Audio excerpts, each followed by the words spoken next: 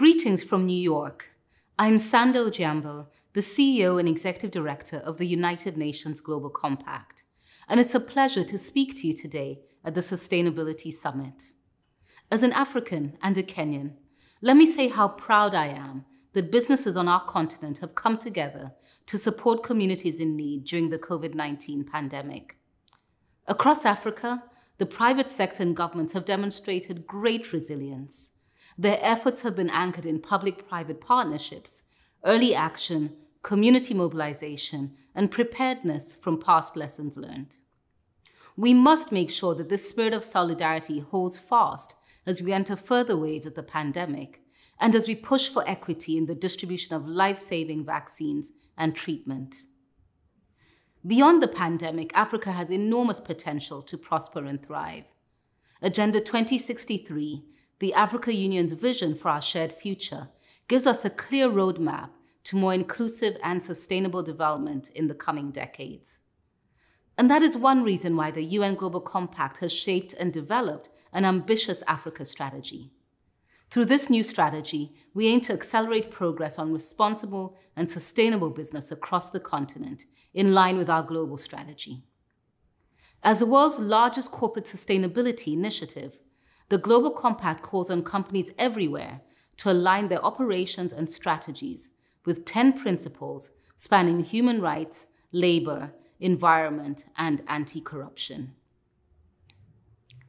Given the massive social and economic impacts of COVID-19 in Africa, and indeed worldwide, the 10 principles are more relevant than ever for business.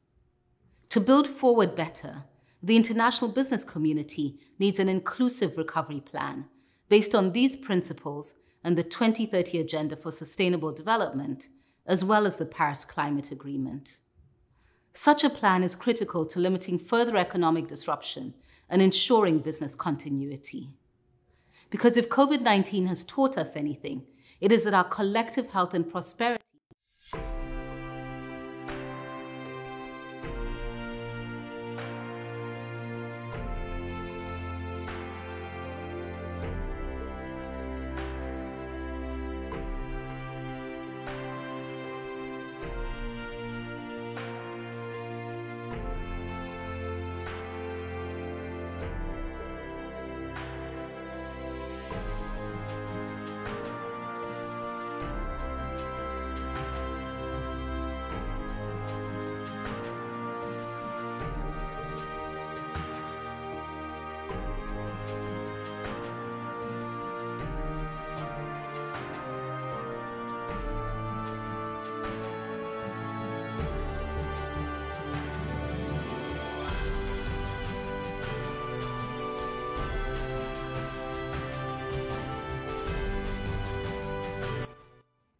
Greetings from New York.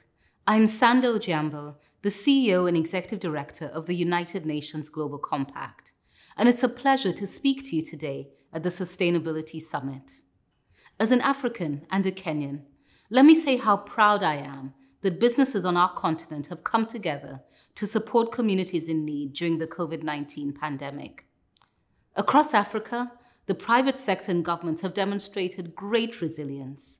Their efforts have been anchored in public-private partnerships, early action, community mobilization, and preparedness from past lessons learned. We must make sure that this spirit of solidarity holds fast as we enter further waves of the pandemic and as we push for equity in the distribution of life-saving vaccines and treatment. Beyond the pandemic, Africa has enormous potential to prosper and thrive. Agenda 2063, the Africa Union's vision for our shared future, gives us a clear roadmap to more inclusive and sustainable development in the coming decades. And that is one reason why the UN Global Compact has shaped and developed an ambitious Africa strategy. Through this new strategy, we aim to accelerate progress on responsible and sustainable business across the continent in line with our global strategy.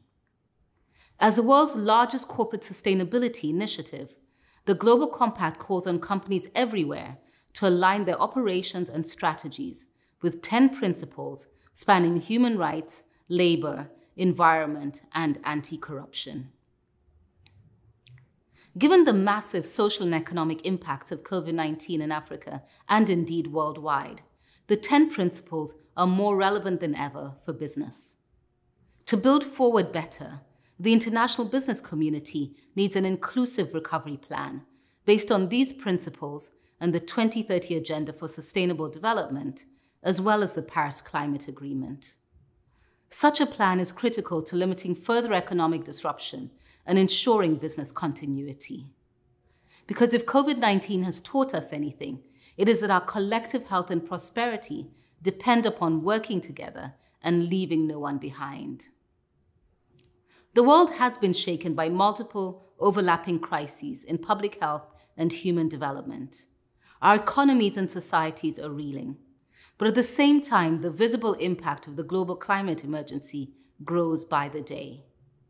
And always, the poorest and most marginalized communities suffer the most from these crises through no fault of their own. To an unprecedented extent, COVID-19 has exposed the persistence of structural inequality, racism, and gender bias. There can be no meaningful recovery without social justice. Even before the pandemic, the world was off track to meet many of the Sustainable Development Goals. Now it is clear that business as usual is not an option. Progress on the SDGs cannot be driven by the public sector alone. Companies of all sizes must act urgently to integrate sustainability into their policies and their practices. My call to action for the private sector throughout Africa is to make corporate sustainability and responsible business your top priorities. Our continent's future is well worth the investment. With that in mind, I invite you to join the UN Global Compact. Through ambitious action by companies of all sizes, we can drive the collective impact of business and make measurable progress towards the Africa and the world that we all want. Thank you.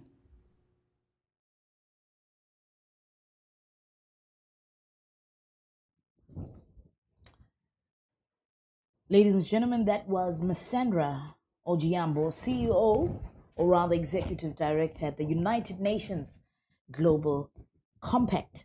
Thank you very much, Ms. Ojiambo, and we definitely are looking forward to engaging with some of the aspects or directives that you provided, particularly when it comes to transforming the global sustainability agenda into concrete action. So thank you very much for that. And you've set the foundation. So we are now looking forward to certainly building according to what you have laid. Without wasting any further time, ladies and gentlemen, we're going to have our keynote address. It goes by the name of Mr. Anthony Delport, who's the Managing Director at Syngenta Crop Protection. Over to you, Mr. Delport. I was born in Kroonstad, but soon moved to a small town in the Eastern Free State called Roosendaal, where my father became the headmaster of the local school. Roosendaal is a small farming community, and living there was the start of my passion for agriculture. I was lucky enough to be able to study within the field of agriculture, but after university, I did what many South Africans do and moved to the city for work. Although I now live in one of our country's beautiful cities, I still take every opportunity, which is often with my family when I'm on leave, to spend time on farms and to speak with growers to better understand the challenges that they face and the impact of their businesses on our livelihoods. It is my pleasure to be delivering the keynote to this Sustainable City session. Cities are a pillar of our today and tomorrow and power centers in their own right. Centers of economic and population growth, centers of innovation, centers defining the future needs of our food systems. Africa is a continent of growing cities. Our cities are growing at a faster pace than that of any other continent. Our continent's urban population is expected to triple by 2050, with an extra 800 million people. That means that we will see a population increase in our urban areas that is equivalent of the current urban population of Europe and North America combined. Now let's look at what that means for our food systems. Africa is currently home to more than half of the world's population, suffering from food insecurity. Our continent is home to 256 million of the world's 795 million people suffering from hunger. What is more, the average African farmer performs at only around 40% of its potential. According to the UN Food and Agricultural Organization, the amount of maize and other cereal crops harvested per acre or hectare in Africa is less than half the global average. Climate change and the COVID-19 pandemic are putting additional pressures.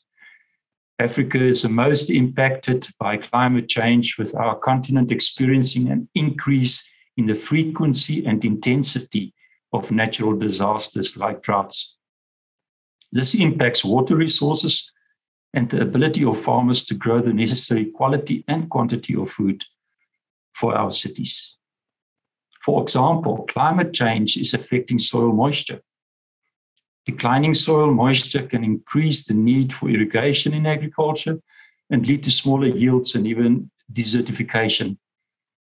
With around 95% of the food we eat growing in the earth, degraded soils should alarm us all.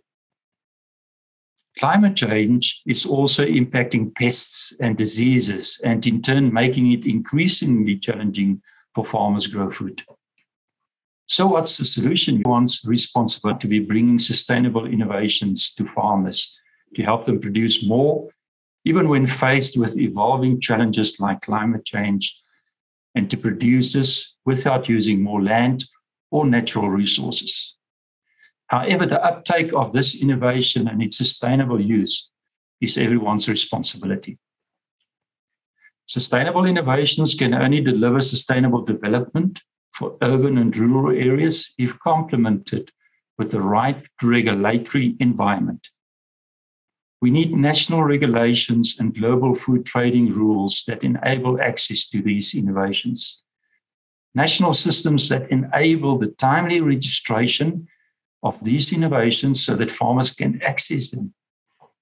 International rules that don't limit the access of farmers in Africa to the necessary technologies based on European organic pressures that are not backed by science or grounded in the realities of Africa. We need the trade barriers of Africa's prosperity to be removed. Let Africa trade rather than being. I was reading an article recently by the director of the International Food Policy Research Institute and the president of the Pan-Africa Farmers Organization, where they say that the worst thing we can do right now for African farmers and Africa's vulnerable food systems and ecosystems is to greatly narrow the menu of solutions available. I can only but agree with this statement. Let me give 3 examples of the kind of sustainable innovations that we're bringing to the market that can help us achieve sustainable food systems for the sustainable development of our cities. 1, a great example in sustainable innovation is seeds developed with traits that are better able to withstand above and below ground pressures. We recently registered our improved maize seed trait technology in South Africa. This will provide farmers with access to high-quality maize seeds that will no longer be vulnerable to devastation by some of the highly infectious pests like fall armyworm, the African stem borer, and the common cutworm. Left uncontrolled, these pests can lead to yield losses by anywhere between 10 to 100% in a staple crop that plays a key role in food security. It is also a sustainable technology. It helps increase crop yields without requiring more land or water use, allows for optimizing the amount of input needed, and reduces loss on farm. Biotechnology contributes to addressing climate change by requiring less tillage, enabling soil to retain more carbon, and less tractor use, which also helps maintain soil health and results in less fuel usage and related emissions. Through our seed treatment technologies, we are also protecting, enhancing soil and plant root health. Our seed care technologies have shown the ability for the seed to directly develop larger root systems and better early growth and development. Bigger root mass and deeper roots will help the seedlings to have access to more soil and thus to more nutrients and more water. This will allow plants to thrive in conditions where soils may be deficient in water and certain nutrient. In doing so, it helps farmers produce food even in conditions of climatic strain. Thirdly, we have brought the next generation fungicide, adaptogene, to the market in South Africa. Not only is it a highly effective fungicide that controls harmful diseases, but it also brings a high degree of environmental protection. It requires fewer applications and uses less of it per hectare to control destructive and potential harmful molds and fungi. Moreover, it is safer for groundwater. Put simply, you can grow more food, be it maize, apples, potatoes, more sustainably. Farmers get access to a technology that can achieve more with less. It is more sustainable and more effective while requiring less pesticide use. Farmers are, however, still waiting for international food trading rules to catch up and take a decision on the trade of food grown with the use of this sustainable innovation. Sustainable innovations need to be also complemented with sustainable farming practices. We are training farmers on good agronomic practices and the correct use of innovations for human, plant, and food health. Since 2013, as Syngenta, we have trained over 4 million farmers in Africa. No single actor can alone help us achieve sustainable food systems. That is why we are partnering for impact. This is so important. We are proud to be working with partners to help feed our growing cities sustainably. Syngenta in South Africa has supported the West Coast Yala Bio initiative, coordinate the establishment and support of 25 school food gardens in the Matsikama and Cederberg areas around Vredendal and Clan William, including approximately 11,000 learners. These schools' food and nutrition gardens are aimed at supplementing the school nutrition program and to be used as an outside classroom for curriculum integration. Learners gain knowledge and skills of healthy eating and food gardening in the process, and the status of agriculture is enhanced. Syngenta is supporting responsible use of chemicals with the Signia project, which is an upskilling program aimed at farm workers on the safe use of crop chemicals. This program has trained over 1,500 farm workers in the past through Syngenta's agent network and is an ongoing project. Allow me to conclude by underlining the power of agriculture innovation for our rural and urban areas. If we get this right, the billions Africa currently spends on importing food can be spent on empowering our rural areas, who in turn can supply food with reduced carbon footprint to our growing cities. According to FAO statistics, Sub-Saharan Africa alone spends more than $40 billion on food imports. Imagine not having to fly food onto our continent at a cost, but rather knowing that money is helping Africa grow sustainably. Imagine a more sustainable, more food secure future. Imagine a better future for our cities, rural areas, and our continent.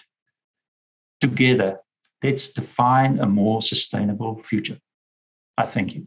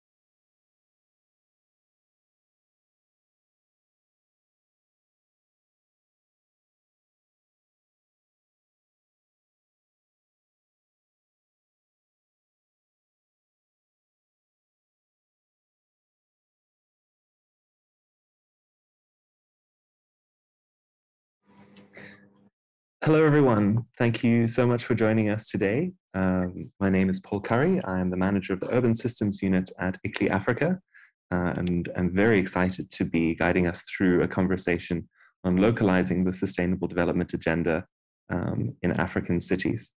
And I'm joined, as you can see, by a number of esteemed colleagues who are going to share their reflections from their contexts. And before I hand over to them, I'd like to thank very much the Sustainability Summit organizers, as well as Cape Media, for the opportunity to convene this session today. So this session is a follow-on from some conversations which began last year as part of RISE Africa and as part of ICLEI Africa's interest in supporting cities to implement the Sustainable Development Goals at local level. And the central basis for the conversations have been that we have entered the decade of action for achieving the Sustainable Development Goals, and that local governments and cities are vital to effectively implementing and achieving these goals. And I think at this stage in the sustainable development journey, we've arrived at a point where most people acknowledge the importance of cities, particularly as they are the concentrators of people, as they use most of our resources, emit the largest proportions of greenhouse gases, or are responsible for them due to their consumption, but also because of the immense opportunity that they have in terms of concentrating industries, ideas, opportunities, and innovation. So we've arrived at a point where we acknowledge the importance of cities, but how do we really localize the SDG agenda in cities and support city officials and members of the public and civil society and businesses to take the agenda forward themselves. So as part of last year's discussions, ICLEI proposed 5 tips for SDG localization. And these are effectively to see the bigger picture, to align your existing efforts with the SDGs, to not reinvent the wheel, to go back to the basics and see how the SDGs are relevant in your context, to stay on track by creating roadmaps and frameworks and empowering champions to lead the implementation, and then of course to review the progress and change direction if needed. Some of the key remarks made by many of the provocateurs joining me today from last sessions were that we need multi-level governance and multi-stakeholder engagement, and that is absolutely required for effective implementation of the SDGs. And for this, we need strengthened awareness of sustainability and to really demonstrate that it is everyone's role. Partnerships are vital, as it's not simply a local government prerogative to lead sustainability, and that everyone has a different type of role that is important. Co-production of knowledge can really strengthen these partnerships and actually improve the uptake of evidence for guiding decisions and for using data effectively. Finally, using the SDGs as a basis or a reference point for urban strategies and frameworks can make that connection quite effectively. So we've already had a bit of discussion in our pre-prep behind the scenes about the session, and some of the themes emerging is how do we budget effectively or finance our sustainability activities, how do we invest in data collection, and most importantly, what does our current context in a global pandemic with many national lockdowns mean for how we intend to recover and center the SDGs as a way to do so. So with that, I'm very excited to introduce our panel today. We're going to start with Puvendra Akia, who's the Senior Manager of IDPs at eThekwini Metro Municipality. We'll then hear from Dr. Michael Oloko, who is the Deputy Director for Scientific Research at the Mistra Urban Futures Kisumu Local Interaction Platform. We'll then hear from Sharon Govender, who is the Projects Manager for Environmental Planning at the City of Umhlatuzi. And then from Moses Kwarshi, who is the Chief Investment and Business Development Officer in Accra Metropolitan Assembly. We will then welcome our esteemed colleague Diteboho Makele, who is the Program Manager for Sustainable and Resilient Cities at the South African Cities Network, who will guide us through a conversation. So again, I'll ask our intervenants to keep their first inputs relatively direct so that we can have a rich conversation afterwards. So thank you, everyone. And Bhuvendra, we'd love to hear your reflections from eThekwini. Good morning. Thank you, Paul, for the introductions. Yeah, it is really part 2 of our journey, which we started last year. I've really changed my sort of presentation around the contextualization of localizing the SDGs. It's really looking at some of the measures that we at eThekwini have taken in terms of a post-COVID sort of recovery.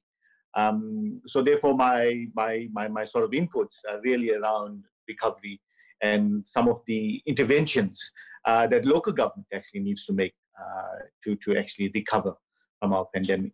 Now, COVID-19 has made it extremely difficult to mobilize the sort of resources needed for the achievement of the sustainable goals. The current rate of progress on the SDGs in African cities is actually insufficient to meet our 2030 targets.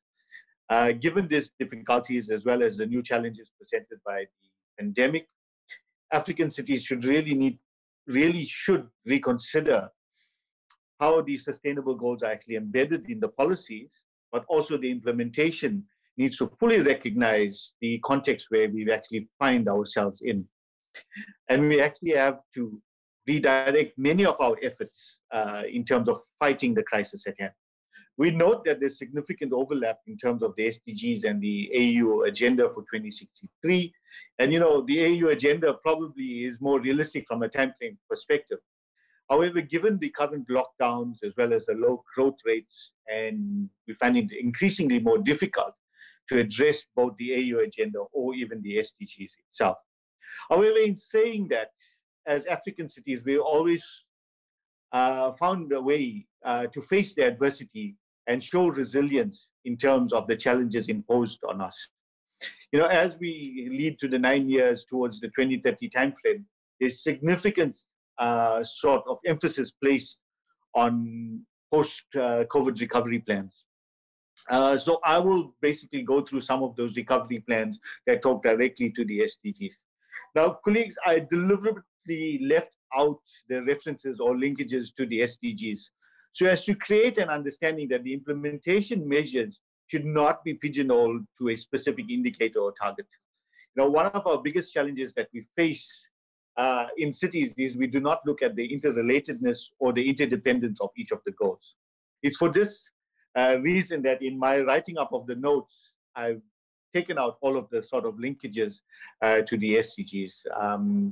So the examples that I put forward, I do confirm that they are embedded and grounded in policy, strategy, and implementation framework that talks directly to the SDGs. There's no doubt about it. We have to look at a short, medium, and long-term perspective in terms of post-recovery and recovery around the COVID. But today, I'll literally talk about the short-term measures that we are looking at in eThekwini itself.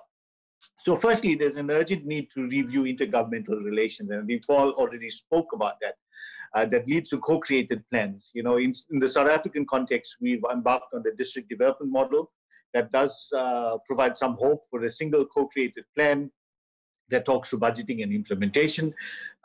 Fortunately, eThekwini is one of the pilots. It's still early days to see the fruits of that labor in terms of the interaction around the DDM or the development of the DDM, the district development model. But it does hold some positive truths in terms of intergovernmental co-creation plans itself. Building on the district development model, the coordination of public sector expenditure has become more critical now to ensure that we deliver services. So if you're looking at methods to arrest the spread of COVID, and water and access to water being one of the critical infrastructure, by coordinating across various spheres of government, we've been able to actually assist in providing at least basic level of services to majority of our residents and our citizens itself. One of the positives that actually come out of the impact of COVID is that water and sanitation SDG, we've seen a significant investment in terms of the provisions across the municipal sphere itself. There's always an issue around funding and having to look at budgets itself. Repurposing of grant and grant funding rules will assist in a far bigger synergistic effect on development as opposed to a narrow focused sector specific funding itself. Having a funding regime that talks to transversal approach to implementation bodes very well for the SDGs as well as service delivery within the municipalities itself, because we start to talk about the interrelatedness of the goals, but also objectives across the municipalities itself. We need to look at our internal processes. Slow decision-making in development approvals have severely affected development and investment in our cities. We need to urgently resolve around red tape issues in cities without compromising our sustainable development principles. Moving to an online planning application system has assisted the municipality in processing applications, even during the highest lockdown levels itself. It ensures that we provide levels of services, but also embeds the principles of being a smart city, but also embracing the fourth industrial revolution. The current low interest rates mean that there's an upswell in the property markets on two fronts. One from the sale and purchase of property, and the second is on renovation. Cities would need to be in tune with the property markets to ensure that development is actually supported and stimulated itself. One of the provisions that we're looking at is a 12-month development application fee holiday that actually supports and promotes the encouragement of landowners to develop the property. However, we need to ensure that it's done in a sustainable manner itself. For me, one of the critical issues is that how do we build social cohesion, but also civic pride as well? We come from a very divided society, a very divided community. And during stressful times like the pandemic, economic recession, and growing inequalities, this puts additional pressure on those that have and those that do not. Now, social cohesion programs, unfortunately, have largely been put on hold because of the lockdown regulations or restrictions. The municipality would need to actually look at innovative ways to engage with our citizens. One of the key programs that we're looking at is how do we focus on volunteers and a volunteer campaign and a program within the city to actually build civic pride, which also assists in building social cohesion in the city itself. The buy local and support local campaign is also one that is supportive of building social cohesion. So how do we support our local neighborhood stores,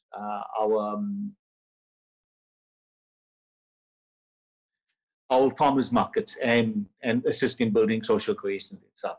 We need to arrest spiraling and rampant unemployment in the cities. Attempts have been made to refocus and reprioritize our budgets, more to look at upscaling of our youth, as well as looking at skills development program itself. At this stage, I really do want to make and stress a point, is that there is a dire need for cities to advocate or actively support for youth development in agriculture. Unfortunately, agriculture is not seen as a viable employment opportunity for youth, and we need to target youth in agriculture. So we started a program where we look at targeted youth messages and communication related to costs, profit delivering, as well as the opportunities that agriculture offers ourselves. As cities, we do not have any hope in ending poverty as well as hunger without access to good quality, nutritious food in the quantities that is required, but also at a price that makes it accessible to all citizens. Social safety nets is also an opportunity that cities need to take advantage of.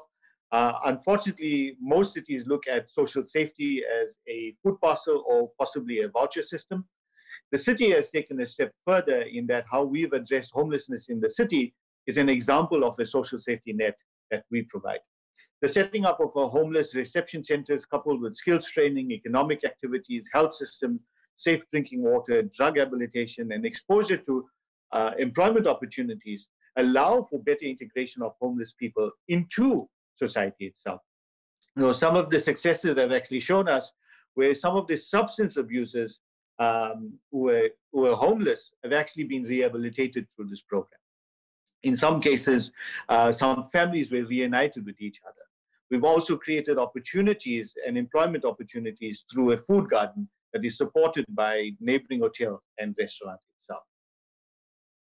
Whilst we're promoting employment, we need to ensure that we actively support the restart of business or the startup of businesses itself. We've established a one-stop center and hotline, but this is a collaborative approach with all spheres of government. And I think it's not just an equity-driven process, it's actually an all-of-government process, where we provide real-time advice to business owners and business startups itself. The center also includes organizations that deal with funding, so it's your banks, your CETAs, but also insurance facility and insurance claim facilities as well. I think allied to this, the city is looking at targeted specific sector recovery information. And I think this is actually critical as well, is whilst we try to provide support across the board, there are certain industries that actually require specific recovery information. So be it your tourism sector, your chemical sector, your textile sector, etc., there needs to be targeted sort of interventions for these areas itself. Now, colleague, it would be remiss for me not to talk about the next point, which is the relationship between public space and good mental health.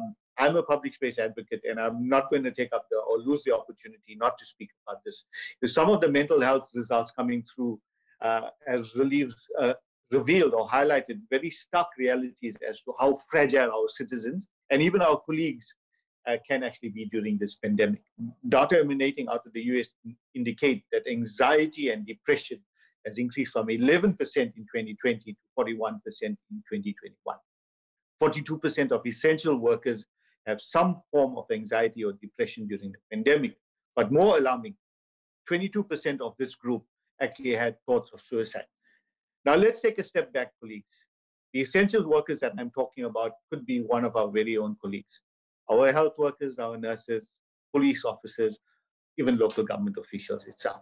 But one of the most effective solutions that often inexpensive and tangible solutions that can be provided and delivered at local government level is access to public space itself. There is a correlation between good mental health and physical health and the access to public space itself. Colleagues, my initial work around the SDGs actually began with public space, and I still believe that public space can provide city with the catalyst to rebuild and recover itself. So from a public space... One minute left, please. I'm almost finishing.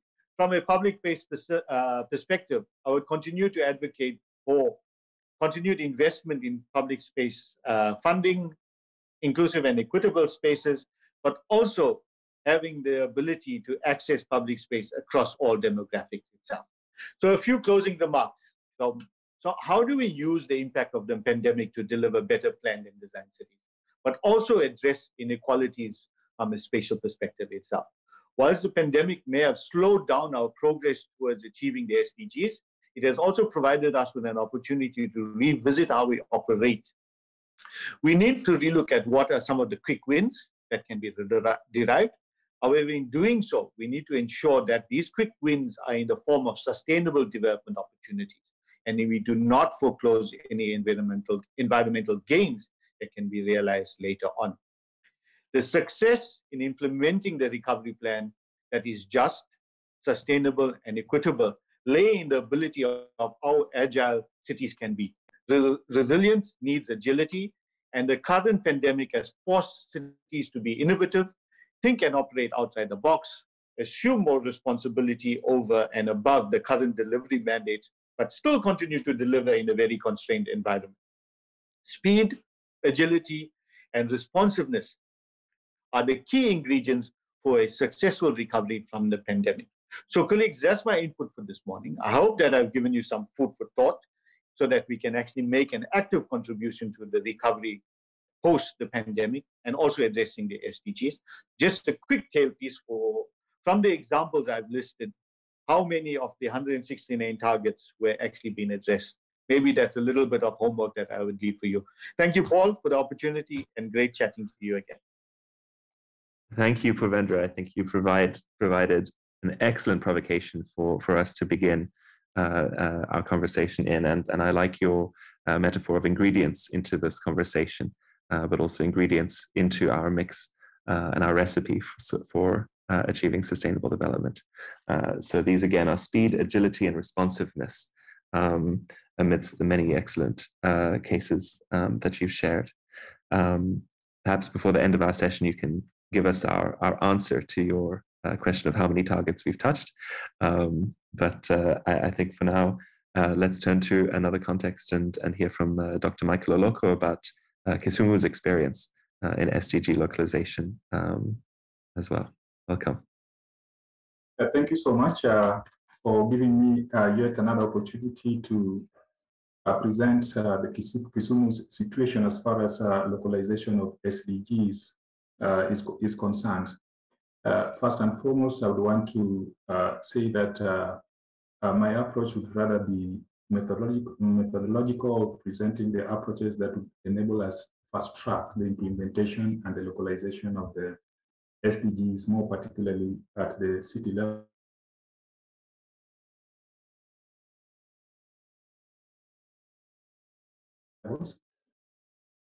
So having been part of the Ministry of Urban Features network, which has been there working on urban sustainability for the last 10 years, since 2011, we've gained a lot of experience with respect to the efforts of various cities as they deal with their specific situation.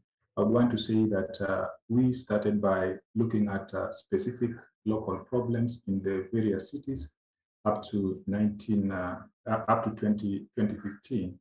And as we were approaching and the adoption of the SDGs in 2016, we realized that issues were becoming more global, and it was important that we change our approach. Then we moved to looking at issues comparatively with respect to what was happening in various cities across the continent. And in this case, we had a lot of experience, and one of the specific projects that I'm making reference to was the implementation of the SDGs, which started well before the adoption of the SDGs in 2016, and in 20 indicators to the cities that we were dealing with. Kisumu was included, Gothenburg, Cape Town, Malmo, and Shimla. And we noted that there were different approaches within these cities, and this was very, very interesting for us because we were able to identify various practices in these cities as they approach the implementation of this global agenda.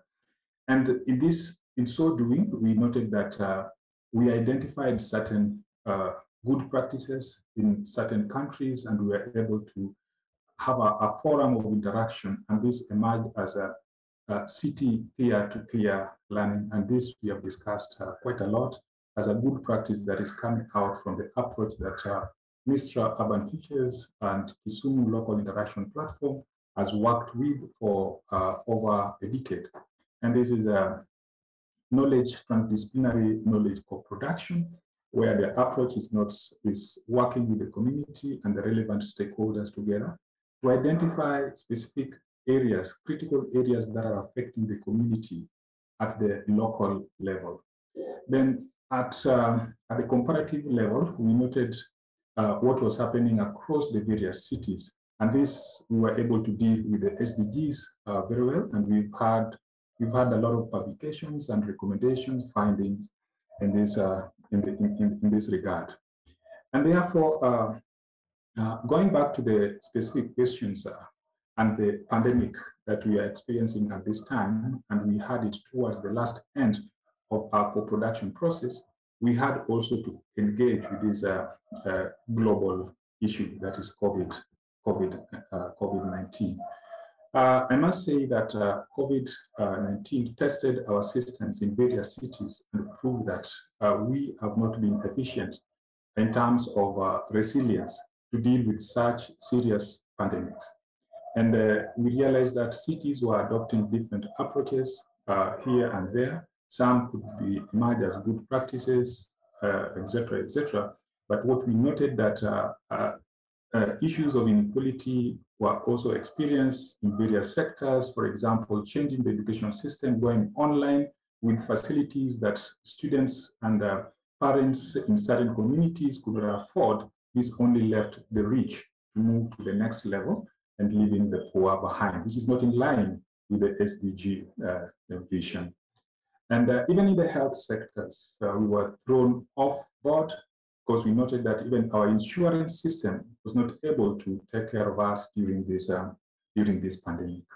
The planning departments were also thrown off because they had to review their processes and address the serious pandemic issues. And this, in a way, delayed the implementation and threatening the achievement of all the SDGs by 2030, because we had to refocus our processes and activities in terms of even the budget, so that we address issues of the pandemic. And therefore, noting that this is a global issue at that particular time, and I'll just give a reference to one of the articles that we did jointly across the various cities on this particular issue. And that therefore, I would just say that to deal with such an issue, I would give a recommendation that there is need to develop some comparative, collaborative city networks for Africa, designed to use knowledge co-production approaches to generate knowledge and allow city-to-city peer learning on the basis of identified best practices, because this would enable us to bring cities who face the same challenges together to address some of the issues that affect them, and then identify some of the best practices to work on and get them adapted to various situations. And one thing I would also note about the knowledge co-production process is the importance of working on a neutral space, which is not influenced by any influence or policies of any institutions. And this now, we found it very important, and a possibility of leading this process is to make is to use the academic-led process. So I can refer to this as academic-led knowledge co-production process that, in a way, can try to present this neutral space and having it interconnected at various levels, as we had the Mr. Urban Futures model, where we had an international platform which is able to interact with international issues like the SDGs and the pandemic at the global level, and then connected to the local level, local city levels. And that makes it also transform these issues to become relevant to the local situation.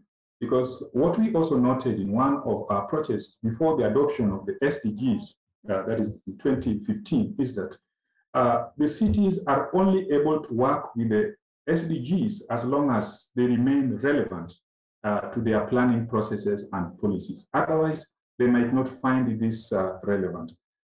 And that now takes me to the second area of mainstreaming the SDGs into our embedding or mainstreaming the SDGs into the local policies. I want to also say that this also came out very strongly when we had interaction across the cities, and we had to, in as much as every city was talking about mainstreaming of these processes into the local development plans and policies, we noted that in terms of the approaches that were used. Incidentally, Kisumu came up strongly in terms of the processes that they use in mainstreaming the SDGs. First and foremost, we noted a strong guidance from the national level, from the national level that was cascaded down to the local county level. Areas that makes this relevant. So the Kenyan case of mainstreaming the SDGs into the city development plans were noted as good practices, presenting appropriate instruments and approaches as we had it within the co-production process. In Kisumu and in Kenya in general, having rather than coming up with new institutions and tools for SDGs implementation, Kenya demonstrated, hence Kisumu, how this can be anchored on the processes on familiar and legally recognized functional instruments and tools with activity targets, budget lines, and reporting lines. In this process also, responsibilities were also taken up by already existing and recognized institutions with specific roles that were cascaded from the national level to the city or the local level. So then my recommendation is the adoption is trying to look at the approaches we use in various cities in mainstreaming these processes and embedding them in the into the local policies. This is very, very important. And I would say that bringing up the Kenyan situation gives us very good examples on how we can approach the issues that are affecting us and enable us to fast track this process as we approach 2030. Thank you. I have to terminate my discussion, but more questions probably will respond. Thank you. Thank you so much, Michael. We're looking forward to discussing some of these methodologies in more detail after the initial inputs. But I think you've summarized really well that point of connecting and hanging the SDG targets and approaches on existing and recognizable processes in cities. And I think that's a really interesting hook to take this forward. To reflect on some of the lessons and ideas in City of Mhlathuze, I'm going to welcome Sharon Govender to provide our next reflection. Thank you, Paul, and greetings, fellow panelists. Well, colleagues, I'm going to disrupt the flow a little bit. And what I decided to do is just put together a few slides to guide my discussion. Am I able to share my screen? Can we ask our host to enable screen sharing, please? You should be able to if you see the green share screen button next to chat. All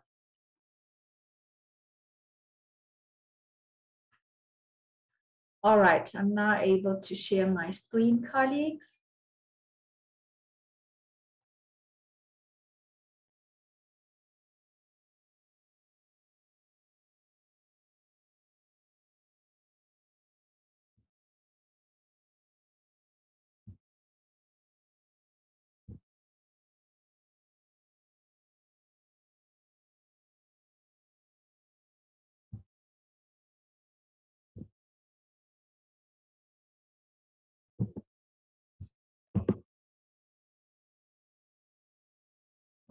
It says it's coming online soon.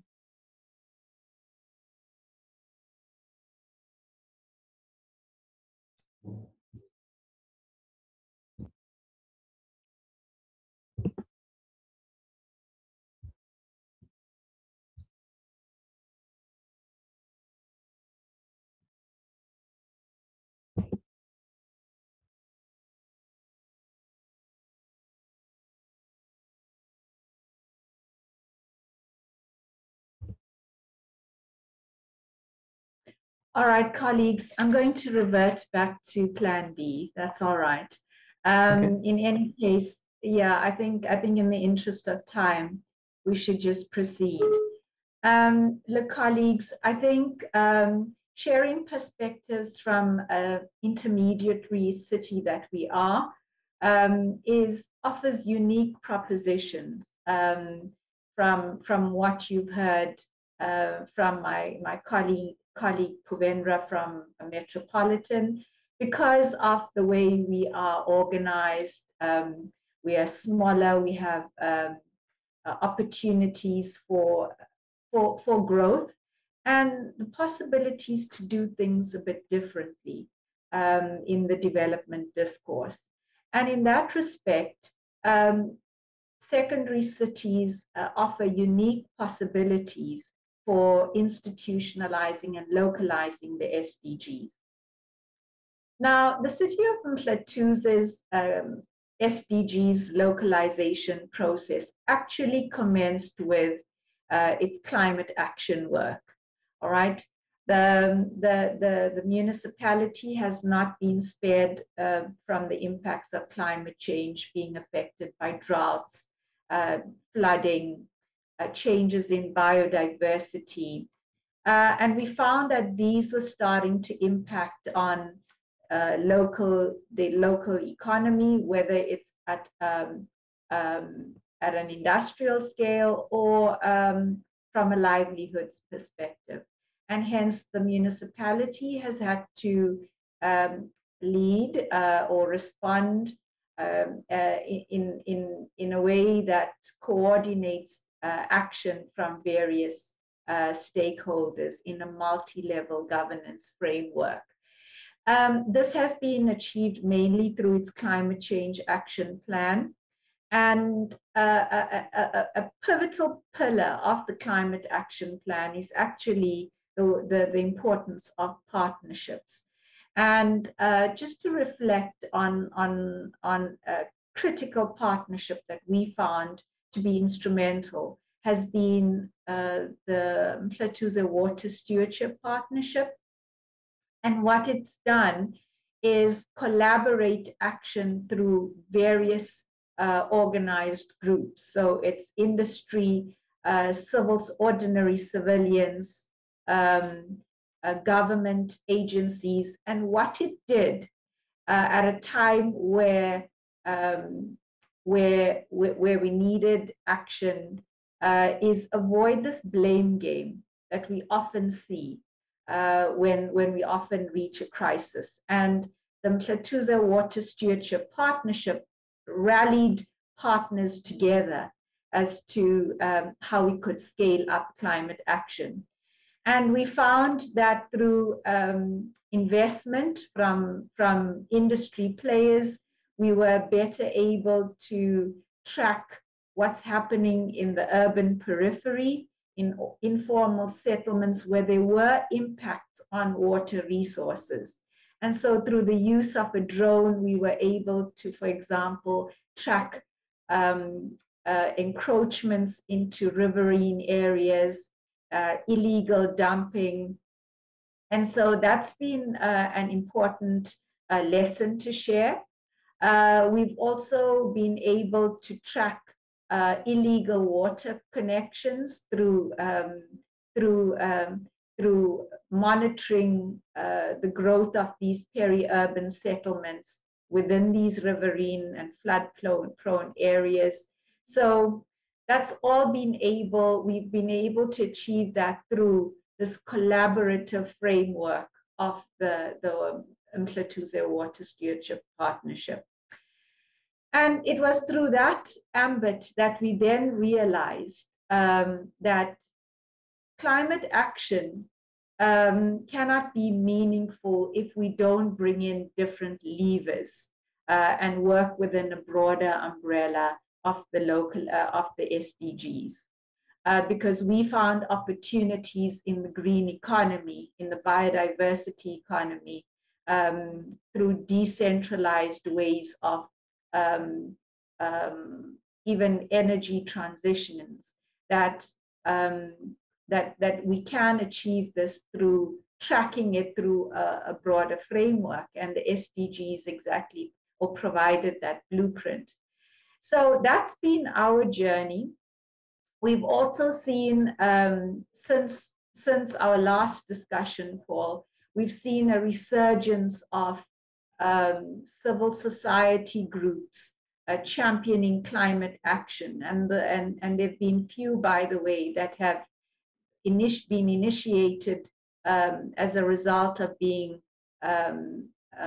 unemployed and through the COVID-19 experience, where civil society partnerships, grassroots partnerships, found impetus in cleaning their open spaces and riverine areas, and finding linkages which previously weren't there through food security.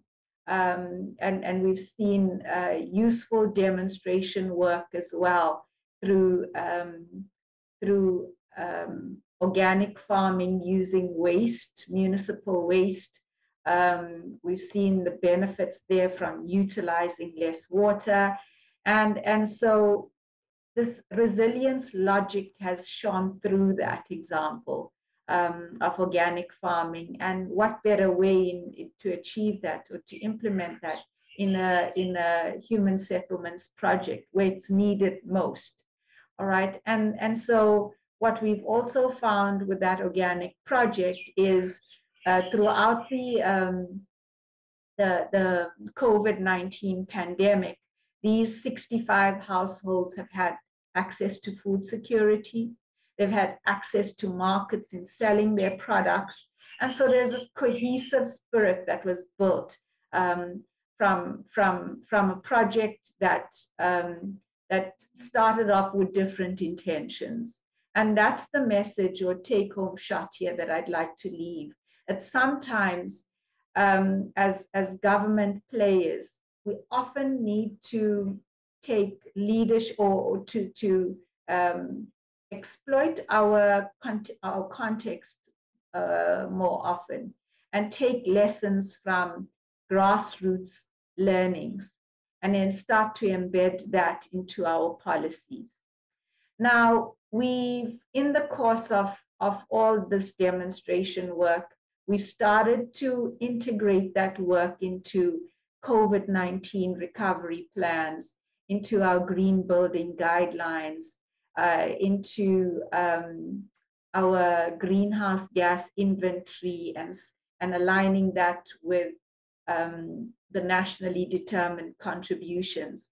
But we constantly battle to integrate top-down, bottom-up approaches. And I think as cities, we have to play that intermediary role in localizing policies that are imposed upon civilians. And this is where I think the co-creation of knowledge comes about, because in our instance, we've shown that grassroots movements do have credible experiences and lessons to share. And what's then left to the cities is to ensure that it's not utopia. We ensure that the work being done translates into meaningful economic opportunities. And we've already started to do that with some of these recycling projects and linking them up with the Coca-Colas. Fortunately for Mhlathuze, we have an industrial development zone here, and we could so easily convert the space into a bottle manufacturing through organized business, the Coca-Colas and companies. We realize that that leadership is actually essential, because it's that leadership that actually influences the plans of organized industries and business. But that synergy between business and local civil society groups we found to be increasingly